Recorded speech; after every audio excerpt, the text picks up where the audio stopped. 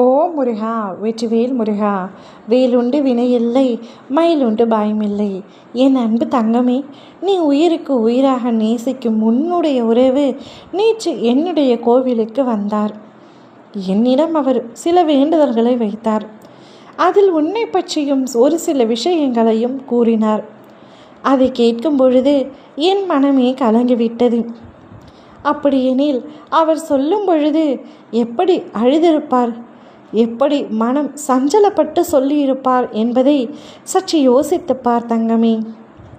அப்படி என்னப்பா விஷயத்தை சொன்னார் என்று கேட்கின்றாயா? உனக்கு புரியும்படி தெளிவாக சொல்கின்றேன், முழுவதுமாக கேட்டுக்கொள். உன்னை உண்மையாகவும் உயிராகவும் அந்த உறவு உன்னை நேசித்து கொண்டிருக்கின்றது. உன்னவர் எப்பொழுதும் உன் நினைவிலேயே இருக்க வேண்டும் என்று நீ ஆசைப்பட்டாய். இப்பொழுது அவர் அதே போலத்தான் இருக்கின்றார். நீயும் முன்னாடி அப்படித்தான் இருந்தாய். ஆனால் இப்பொழுது நீ அவரிடத்தில் இருந்து சற்று விலகுவதாக அவருடைய மனம் கருதுகின்றது. என்ன காரணம் என்று புரியாமல் அவர் தவித்து கொண்டிருக்கின்றார். நீ உயிருக்கு உயிராக நேசித்த உறவு, அவரே என் உலகம் என்று உன் வாயாலேயே நீ கூறிய உறவை இப்பொழுது எதற்காக நீ நிராகரிக்கின்றாய்? யாருக்காக நிராகரிக்கின்றாய்? எதற்காக புறக்கணிக்கின்றாய் என் தங்கமே? உன்னுடைய நிராகரிப்பை அவரால் பொறுத்து கொள்ள முடியவில்லை, தாங்கிக் கொள்ள முடியவில்லை. உன்னுடைய மௌனத்தை அவரால் ஏற்றுக்கொள்ளவே முடியவில்லை. நீ சண்டையிட்டால் கூட பரவாயில்லை, சற்று நேரத்தில் அவர் உன்னிடத்தில் சமாதானமாகி விடுவார், அல்லது உன்னை சமாதானம் படுத்தி விடுவார். ஆனால் நீ இப்பொழுதெல்லாம் அவரை புறக்கணித்துவிட்டு மௌனமாக இருக்கிறாய் என்கின்றார்.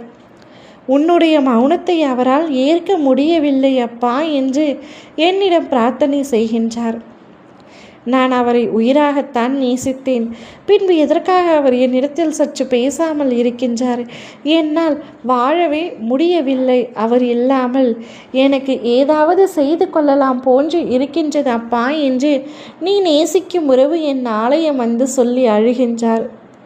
ஏன் தங்கமே, உனக்கு என்ன அவர் மீது கோபம்? என்ன கோபமாக இருந்தாலும் மனம் விட்டு பேசு. உன் மனதில் உள்ளது அனைத்தையும் அவரிடத்தில் கொட்டி தீர்த்துவிடும். மௌனம் வேண்டாம். மௌனமே ஒரு பெரிய ஆயுதமாக நீ அதை உபயோகித்து கொண்டிருக்கின்றாய்.